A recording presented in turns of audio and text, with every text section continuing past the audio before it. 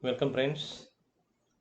Today's our topic of discussion is the Epic of Gilgamesh, tablet first. Actually, this epic has been written from ancient Mesopotamia. The literary history of Gilgamesh begins with the five Sumerian poets about Gilgamesh, king of Uruk.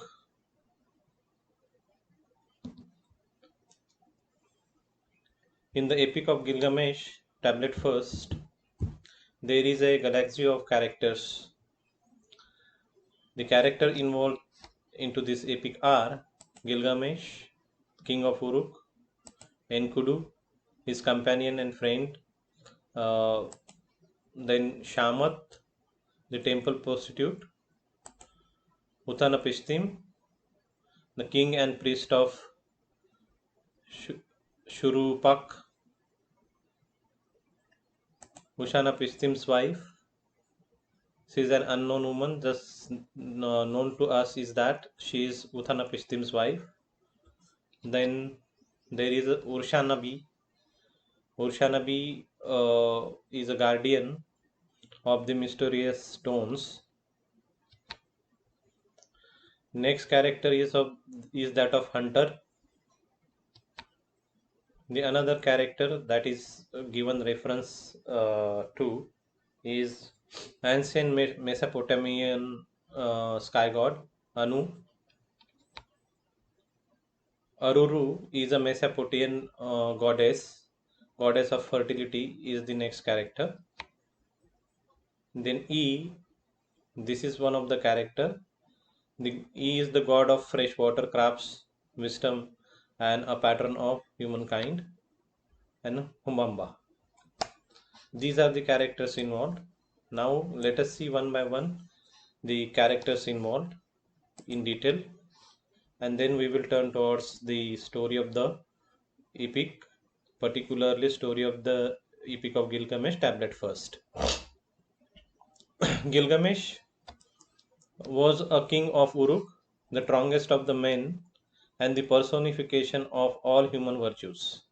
A brave warrior, fair judge, and ambitious builder, Gilgamesh surrounds the city of Uruk with the magnificent walls and erects its glorious ziggurats or temple towers. Two-third of two-third god and one-third mortal, Gilgamesh is undone by the grief of his beloved companion Enkidu when he dies, and by despair at the prospect of his own distinction, he travels to the end of the earth in search of the answers to mysteries of life and death. Next character is that of a Enkidu. In beginning, Enkidu is adversary of Gilgamesh. He is a companion and friend to Gilgamesh later on. Hairy bodied and brawny, Enkidu was raised by animals. Even after he joins the civilized world, he retains many of his undomestic characteristics. Enkidu looks much like Gilgamesh and is almost his physical equal. He aspires to be Gilgamesh's rival, but instead becomes his soulmate. The gods punish Gilgamesh and Enkidu by giving Enkidu a slow, painful, inglorious death for killing the demon Humbamba and the bull of heaven. The next character involved is Shamat. Shamat is the temple prostitute who tempts Enkidu by seducing him away from his natural state. Though Shamat's power comes from her sexuality, it is associated with a civilization rather than nature. She represents the sensuous refinements of culture and the sophisticated pleasures of lovemaking, food, alcohol, music, clothing, architecture, agriculture, herding, and ritual. Next character is that of Uthana Pishtim, a king and priest of Shurupak, whose name translates as he who saw life. By the god is connivance, Uthanapistim survived the great deluge that almost destroyed all the life on the earth by building a great boat that carried him, his family, and one of every living creature to safety. Gods granted eternal life to him and his wife. Next character is that of Uthanapistim's wife. Her name is not given. She remains an unnamed woman. The only can say identification that she has that is that of she is Uthanapistim's wife, an unknown woman who plays an important role in the story. Uthanapistim's wife softens her husband towards Gilgamesh, persuading him to disclose the secret of magic plant called How the Old Man Once Again Becomes a Young Man. How the old man once again becomes a young man is the magic plant that has been referred to into uh, the Epic of Gilgamesh. Next character is that of Urshanabi, the guardian of mysterious stones. Urshanabi pilots a small ferry boat across the waters of death to faraway place where Uthanapistims live. He loses this privilege when he accepts Gilgamesh as a passenger, so he returns with him to Uruk. Next character is that of the hunter. He is also being referred to as the stalker. The hunter discovers Enkidu at a watering place in a wilderness and he plans to tame him.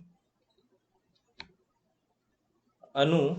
Anu is the ancient Mesopotamian sky god.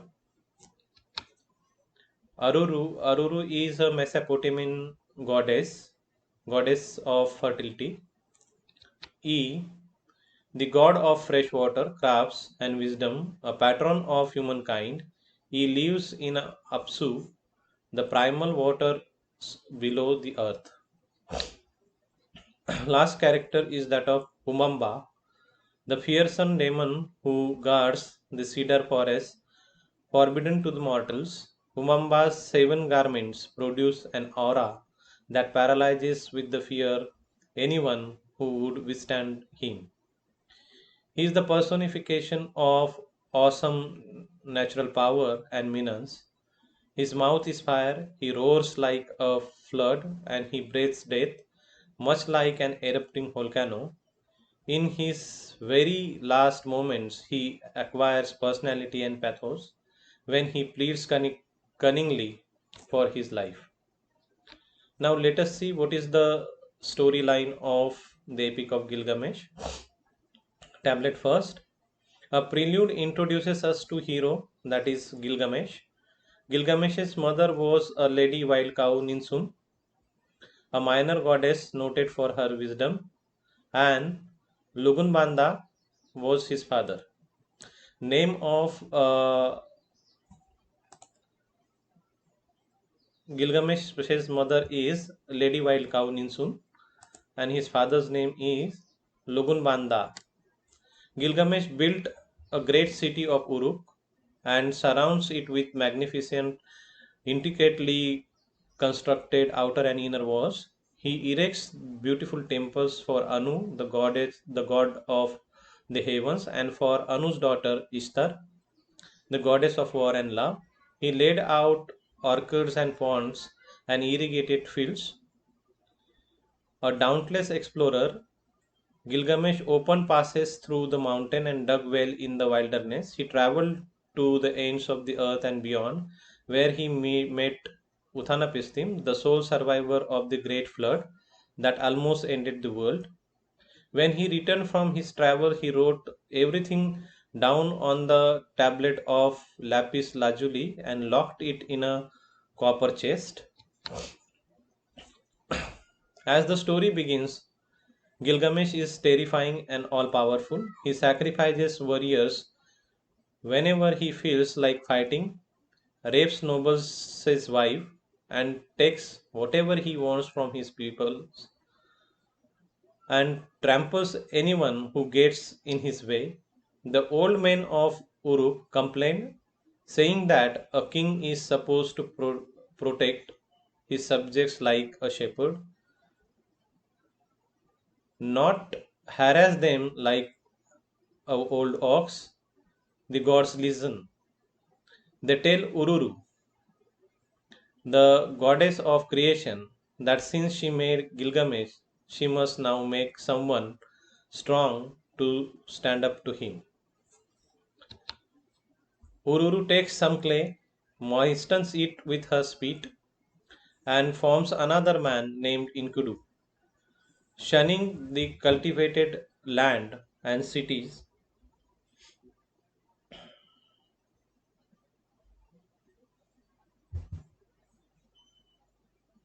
he lives in the wilderness with animals. His most prominent physical feature is his hairiness. One day, hunters see Enkidu at a watering hole. Terrified, the hunter rushes back to his house to tell his father that he has seen a giant man, the most powerful in the land. The hunter says the man has unset his traps and filled in his pits, and that now he cannot be a hunter. Hunter's father tells him that he should go to Uruk and ask Gilgamesh to lend him a temple prostitute whose great power will suffice to conquer Enkidu, the giant, man that he has seen. The hunter follows his father's advice and soon travels back to the wilderness with the prostitute. They wait by watering hole for 3 days. When Enkidu finally appears, Hunter tells the prostitute to lie down on the blanket and show Enkidu her breast. Enkidu comes to her and they copulate for 6 days and 7 nights. When Enkidu's lust is finally sated, he returns to the animals, but they no longer regard him as their king. They run away from him. Enkidu tries to pursue the animals, but he has become weaker, can no longer gallop as he did before. His mind has awakened. Troubled and confused, he goes back to the prostitute, who consoles him by telling him about the pleasures and wonders he will find in the city of Uruk.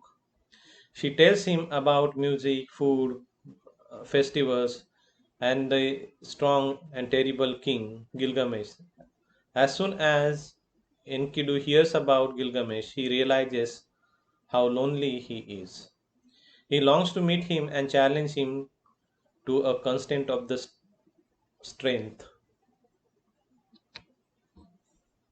The prostitute tells Enkidu that Gilgamesh is stronger than he is and that he could not hope to prevail over him, but also Gilgamesh longs for a friend. In fact, Gilgamesh has already had two dreams about Enkidu.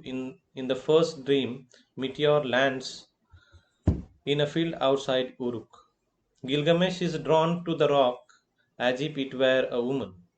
After lifting it with a great effort, he carries it to his mother, Ninsun. In the second dream, Gilgamesh finds axe lying in the street. Throngs of people surround it, overcome with admiration. Gilgamesh too loves the axe as much as if it were his wife.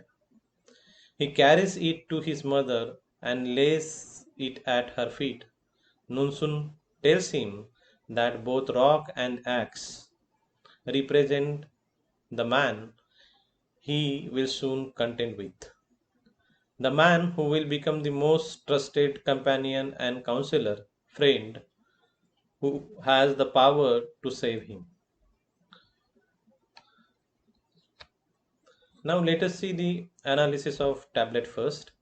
By this time we have made ourselves acquainted with what is the storyline of the Gilgamesh, the Epic of Gilgamesh tablet first, and now we will analyze the narrative of Gilgamesh. The narrator introduces Gilgamesh in the past tense. The high walls of the city he built are already ancient. At the same time, he suggests that the story is in Gilgamesh's own words and that the legendary king himself wrote it down. And this is how this tablet first begins. The narrator says that this story has been written and told by Gilgamesh. It has been written in the words of Gilgamesh himself. Gilgamesh's story commemorates historical people and deeds. At the same time, Gilgamesh's passage through heroism, grief, and wisdom is a perpetual universal process. So the Gilgamesh story, can say is a kind of a story that talks about historical peoples and deeds, and at the same time, it also can say makes us acquainted with what is the universal process and what are its components, particularly heroism, grief, wisdom. These are can say the component of a perpetual universal process. This is what this first tablet of Gilgamesh makes us acquainted with. The story of Gilgamesh is both timeless and immediate. Timeless means something that can survive over the time, that is called as timeless. And immediate means something that appeals to all immediately, that is called as immediate. And this is how the story of Gilgamesh is has survived over the course of time, and it appeals to all the readers. It has appealed to all the readers uh, down the centuries, and that is why it seems to us that though the story has been written in an ancient period, still it has survived just because it has caught the can say attention and curiosity of the readers. The kind of appeal that it has, that has made it can say much more powerful, and that is why it seems to us that the Epic of Gilgamesh has survived, though in a certain parts. Though we do not know that who has exactly written Gilgamesh. Most of the critics somewhere claim that uh, different can say poems have been written by different poets from different period, and those got circulated. They wrote about the great king Gilgamesh, and afterwards those were being can say processed by some unknown person, and the Epic of Gilgamesh came into its own down the centuries. Gilgamesh's mother also plays an important role in the story. Gilgamesh's mother Ninsun plays a fairly significant role in the early parts of the story. We learn very little about his father. His father is not, can say, talked of at the length in the story. The Sin Liqui Unini version of Gilgamesh says that his father is Ninsun's husband, Lugulbanda, but it is not clear if Lugulbanda is actually Gilgamesh's biological father or not. That is not clear over there. Some versions of the poem declare that Gilgamesh's father is a priest, while others call him a fool. So there is a kind of a confusion about who, as to who is Gilgamesh's father and as to what is Gilgamesh's father. Like Gilgamesh, Lugulbanda was a genuine historical figure. He precedes Gilgamesh on Europe's king list by two, and he would have more likely been his grandfather, considering the length of the recorded reigns. Like Gilgamesh, people worshipped him as a god after his death. So it is clear to us that Gilgamesh's father, Lugulbanda, was a very respected, can say, figure in his state. Even after his death, he is being worshipped just like a god, and it becomes clear to us that what kind of a king that Lugul Banda might be over there of the city of Uruk. it seems to us from all this, can say, record that Lugal Banda must be a favorite king, one who might have loved his subject to the limits, and that is why he is being worshipped as a god after his death. Though Gilgamesh is a legendary, the poet hastens to inform us that he was not always exemplary. An equal was required to counter and control his awesome power.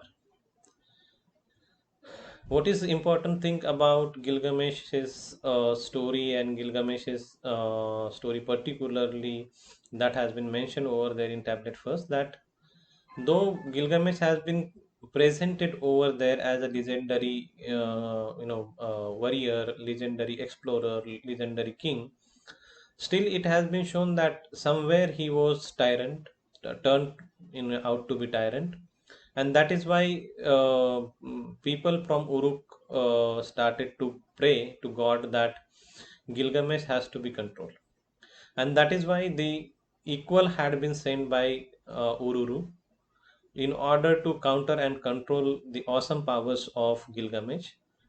Gilgamesh was more god than mortal. We know that one third of Gilgamesh's personality was godly personality, and two-third was godly personality, and one third was a mortal. And this is how two-third he was god and one third he was mortal, and that is why his personality became unique. The narrative suggests that his equal, Enkidu, is a singular force of nature. He is a hairy, he grazes with the animals and lacks the power of speech. Enkidu anticipates the hairy Esau of the Bible and possibly Ishmael, the wild ass of man.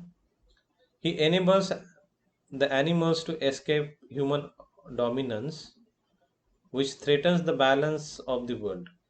And Enkidu is also, can say, a person with a, you know, awesome power. He is also legendary in the sense that he uh, makes, can say, animals enable to escape from human dominance, to throw away human dominance.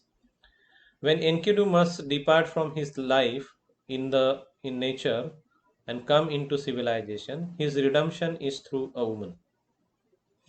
He is being redeemed as a human being through Shamat. He confronts the strong power of woman's sexuality, which tempts him. It is only after physical contact with Shamat he, can say, is being tamed. Otherwise, before that, he is just like an animal, just like, can say, animal that cannot be controlled.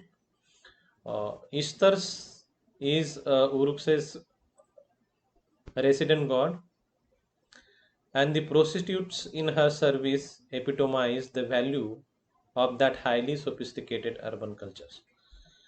The prostitutes are being presented as the servants to goddess and god, particularly the resident god of Uruk, that is the goddess Ishtar.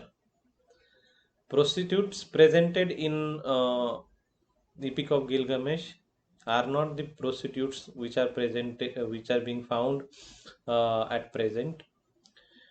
Prostitutes were being seen as the servants of God at that time too, as even today we find that Devdasis are being seen in the same way, or Hardasis are being seen in a same way. Those who serve the God at the same time, they are the prostitutes too.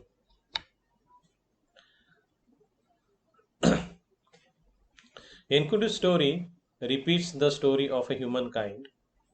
The passage from mere animal existence to self-awareness and culture. What is important, can say, element in the story of Enkidu, that it repeats the story of a humankind. Passage from mere animal to existence of, say, self-awareness and culture. Enkidu's conversion from the, can say, animal-like human being to cultured human being. This is what is the transition that has been, can say, highlighted over here in this tablet first of the Epic of Gilgamesh. That is the most important thing. His fall from nature foreshadows another biblical motif: Adam and Eve's fall from innocence in Eden, when they become aware of their sexuality. When we read the Epic of Gilgamesh, somewhere we try to correlate uh, Enkidu's can say conversion to cultured human being from animal like human being with the can say fall of Adam and Eve, that has been referred to over there in the Holy Bible. And even in the Holy Bible, Adam and Eve became aware of their sexuality, and it was being can say counted as their fall. In the same way, Enkidu's encounter with Shamath and their kind of sexual intercourse makes him aware of his sexuality, and it is also being seen a kind of a fall as the animals can say run away from him after the can say sexual intercourse that he has done with Shamath for 6 days and 7 nights. Female sexuality is the force that marks domesticity and civilized life possible. This is what has been highlighted over here. That how female sexuality is the force of domesticity and civilized life through Shamath, because it is Shamath one who can say domesticizes Enkidu, civilizes him. Ishtar, the goddess of love, fertility, and war, plays a huge role in Gilgamesh and Enkidu's stories. As the epic continues, however, sexual love does not necessarily figure into the ultimate human relationship. The another point that can say is being highlighted over there in Gilgamesh's tablet first, that in Gilgamesh, love that exists between evenly matched comrades is even more important. We find that the Enkidu has been created by Ururu, the same goddess, same god uh, who created Gilgamesh. In order to control Gilgamesh, one who had tried to can say tyrannize the people of uh, city of Uruk or state of Uruk, uh, and the people of uh, Uruk started to can say pray to God that they have to be saved, and that is why his counterpart is being created by Ururu, and Ururu created counterpart in form of Enkidu, one who look like human beings, but only can say difference between human beings and him was that full his body was full of hairs, hairy body that he had, and it had been can say expected that Enkidu would meet Gilgamesh and challenge him and control him. But in the course of time, the things change. Shamath somewhere civilizes him, and instead of turning into adversary to Gilgamesh, he becomes a soulmate, comrade of Gilgamesh. That has been highlighted over here. That is the most interesting, can say thing into the tablet first of the Epic of Gilgamesh. Equilibrium, balance, moderation are essential virtues. This has been highlighted in tablet first of the Epic of Gilgamesh. Gilgamesh is a part god and part mortal, and these different aspects are in a constant contention. The very quality that makes him awesome is his strength and beauty that has been highlighted over here, and this strength and beauty also make him monstrous until they achieve balance in Enkidu. And this is how it has been shown that the unlimited strength and beauty somewhere makes human beings monstrous, that has been shown over there. Enkidu's wilderness likewise must come into harmony with the humanity. He requires an equally developed spirit to control his powerful body, and that is why Shamath has been, can say, sent over there to convert Enkidu from animal like human being to cultured human being.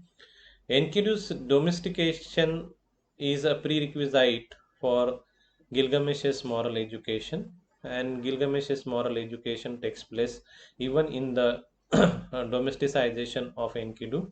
When the domesticization of Enkidu takes place, Gilgamesh also, can say, makes some of the changes in his behavior. He does not remain as tyrannical as he was in the past, and this is how somewhere Enkidu's domestication is also a kind of a change or a kind of a element that brings change into the personality of Gilgamesh too. And this is how the, can say, this tablet first of the Epic of Gilgamesh is very much interesting. The storyline is very much ancient. It has developed in the course of a time through centuries. Somewhere it has become so rich that uh, it could be analyzed in a several ways, and very, uh, potential of the story, can say, makes us to, can say, read it. uh, it is the potential of the stories of the Epic of Gilgamesh somewhere, can say, makes it interesting for the readers uh, over the course of the time. And the specialities of the narratives of Gilgamesh, particularly narrative of Gilgamesh tablet first, makes it interesting, makes it, can say, full of various, can say, connotative meanings, and that makes this, can say, tablet first of the Epic of Gilgamesh first very much enriched. Thank you, friends, watching. Thanks for watching.